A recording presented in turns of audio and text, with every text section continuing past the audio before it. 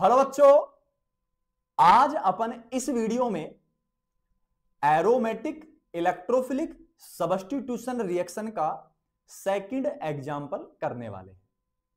पिछला जो वीडियो था उसमें अपन ने डिस्कस किया था हैलोजिनेशन को। आज इस वीडियो में मैं डिस्कस करने वाला हूं किसकी मैकेनिज्म, नाइट्रेशन की मैकेनिज्म डिस्कस करने वाला कि नाइट्रीकरण अभिक्रिया होती क्या है, कौन कौन सी कंडीशंस होती हैं, प्रोडक्ट क्या बनता है, इन सभी का डिटेल वाइज इस वीडियो में एनालिसिस करने वाले। तो हेलो बच्चों, जैसा कि आप मुझे जानते हो, मैं हूं प्रेम और वासुदेव एजुकेशन में एक बार फिर से आपका स्वागत है। अगर जो बच्चे नए हैं तो पहले चैनल को सब्सक्राइब कर लेंगे और बेल आइकन को प्रेस कर लेंगे ताकि आने वाली वीडियो की इंफॉर्मेशन सबसे पहले आपके पास पहुंच जाए। क्लियर है बच्चों? तो आओ बच्चों, नाइट्रेशन रिएक्शन को अपन डिटेल वाइज सीखते हैं। अब सबसे पहले क्या लिया गया है बेटा? सबसे पहले ली गई आपके पास बेंजीन। बेंजीन, ठीक। और बेंजीन की रिएक्शन बेटा आपने करवा दी किसके साथ? HNO3।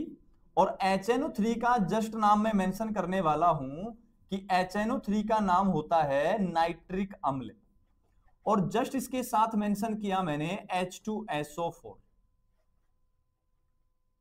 और इन दोनों का जो मिश्रण होता है ना बेटा, उस दोनों के मिश्रण को मिलाकर कहते हैं नाइट्रीकारक मिश्रण। क्या कहते हैं बेटा? नाइट्रीकारक मिश्रण कहते हैं। लिख दिया मैंने, ये लीजिए। अब आगे क्या होगा वो समझ। रिएक्शन कौन सी है? नाइट्रीकरण। और नाइट्रीकरण बेटा तुझे पता है NO2 का जुड़ना क्या कहलाता है? नाइट्रीकरण कहलाता है। तो यहां से बेंजीन की रिएक्शन मैंने नाइट्रिक कारक मिश्रण के साथ करवाई, तो बेंजीन के साथ मैं जोड़ दूंगा बेटा NO2। और जैसे ही मैं NO2 जोड़ूंगा तो मेरे पास जो प्रोडक्ट निकल के आएगा वो प्रोडक्ट होगा बेटा कौन है? नाइट्रोबेंजीन। यहां प्रोडक्ट बनने वाला है। कौन बनेगा बेटा? नाइट्रोबेंजीन बनने वाला है। नाइट्रोबेंजीन जो इस रिएक्शन का क्या रहने वाला है? प्रोडक्ट रहने वाला है। ये लीजिए, क्लियर यहां तक की बात। अब मन में ना बेटा क्वेश्चन आ रहा होगा, नहीं आ रहा तो बनाओ क्वेश्चन, सवाल लाओ ना मन में, माइंड को क्रिएटिव रखो ना थोड़ा सा। माइंड क्रिएटिव रहेगा, माइंड शार्प रहेगा तो सीखने की क्षमता बढ़ जाएगी। और हमारे चैनल का आपको पता है मेन उद्देश्य क्या होता है? सिखाना होता है। तो बेटा देख, जल्दी से इस रिएक्शन को देख, नोट कर नोट्स की कॉपी में या स्क्रीनशॉट ले। चले आगे। तो सुन बेटा नेक्स्ट बात। अब मैं इसकी मैकेनिज्म की बात करता हूं। और मैकेनिज्म में मैंने कहा था बेटा कि अपना भी कुछ फर्ज है। बताया था मैंने कि अपना फर्ज बनता है। अपना फर्ज बनता है कि सबसे पहले अपने इस रिएक्शन में जो इलेक्ट्रोफाइल बनता है उसको तैयार करें। सबसे पहले मैं लिखूंगा बेटा यहां HNO3। और अगर मैं चाहूं ना बेटा तो HNO3 को मैं लिख सकता हूं OH और NO2 लिख सकता हूं ऐसे। और HNO3 जब आपके पास आ गया है तो HNO3 को मैंने क्या नाम दिया था बेटा? नाइट्रिक अम्ल नाम दिया था, नाइट्रिक एसिड नाम दिया था। ठीक है यहां तक। अब दूसरा कौन था मिश्रण में आपके पास? H2SO4। और ये जो H2SO4 है ना, ये अम्ल है। और अम्ल क्या डोनेट करते हैं बेटा? H+ डोनेट करते हैं। तो ये आपको यहां से H+ देगा। अब आपको पता है कि ऑक्सीजन पे लोन पेयर है 2, तो ये जो पॉजिटिव चार्ज वाला H+ है वो लोन पेयर पे अटैक करेगा। और जैसे अटैक करेगा तो बनेगा क्या पहले वो समझ और फिर बोल जो भी लिखूंगा वो। H2 ऑक्सीजन, चार्ज कैसा बेटा? पॉजिटिव। भाई पहले एक ऑक्सीजन था सर, यहां तो हाइड्रोजन। अरे ना बेटा, ऐसी कोई कंडीशन नहीं है, ये है OH लोन पेयर। अब ऑक्सीजन पे अटैक कर रहा है। वो तो लिखा जाता है ऐसे, कौन कैसे जुड़ रहा है ये आपको सोचना होता है। तो यहां ऑक्सीजन आ गया, हाइड्रोजन 2 आ गए, एक ये रहा एक ये रहा। ऑक्सीजन ने अपना लोन पेयर दान कर दिया तो भाई साहब यहां पॉजिटिव चार्ज आ गया ऑक्सीजन पे। कौन है आगे, NO2।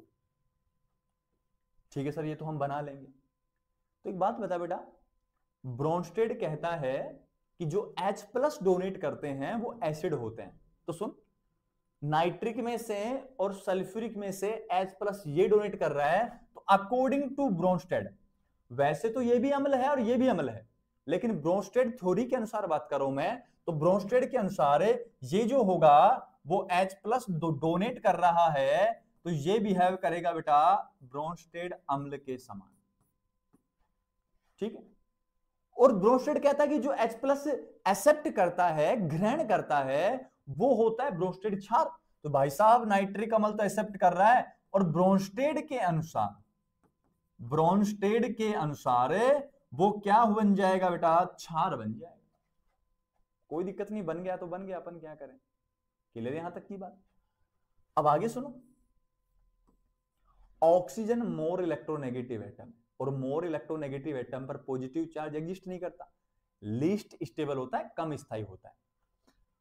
हुआ क्या कि भाई साहब को पॉजिटिव चार्ज हजम नहीं हो रहा, कह रहा है कि बॉन्ड में इलेक्ट्रॉन कितने हैं, 2, दगाबाजी पे उतर आ रहा है। दोनों को मैं लेके जाता हूं भाई, और जब मैं लेके जाऊंगा तो मेरे पास आ जाएगा नेगेटिव, पहले से पॉजिटिव कैंसिल, और H2O बाहर, -H2O। और पीछे चार्ज कैसा है बेटा, नाइट्रोजन पे आके चढ़ गया पॉजिटिव चार्ज, और जैसे ही नाइट्रोजन पे पॉजिटिव चार्ज आया तो इसका नाम बना बेटा नाइट्रोनियम आयन। क्या नाम बना बेटा, नाइट्रोनियम आयन इसका नाम बना है। और ये जो नाइट्रोनियम आयन होता है, ये इस रिएक्शन का इलेक्ट्रोफाइल होता है, इलेक्ट्रॉन स्नेही होता है, क्योंकि नाइट्रोनियम आयन में पॉजिटिव चार्ज आया, और पॉजिटिव चार्ज में इलेक्ट्रॉन की क्या होती है, कमी होती है। क्लियर यहां तक की बात। तो जल्दी से इसको बनाओ, नोट करो कॉपी में। चले आगे। अब देखो, ARAC मैकेनिज्म 2 स्टेप में होती थी, दोनों स्टेप को अपन लिखने वाले हैं। तो मैं सबसे पहले बात करूंगा बेटा स्टेप फर्स्ट की, और स्टेप फर्स्ट में मैं क्या लिखूंगा बच्चों, एरिनियम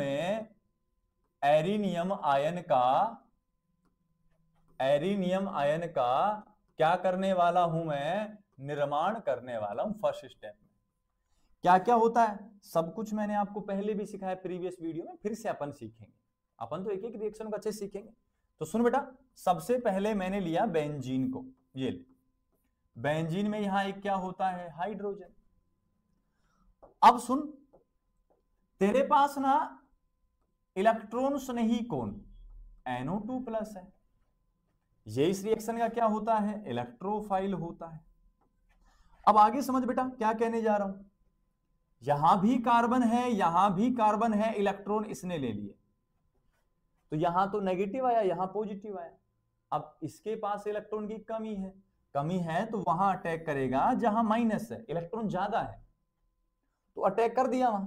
जैसे अटैक किया तो मैंने कहा है कि यहां जो पहला पद है वो पद कौन सा है बेटा, स्लो RDS। और जब स्लो RDS है ना, तो सुन फिर हुआ क्या वो समझा बेटा, हुआ क्या वो समझा।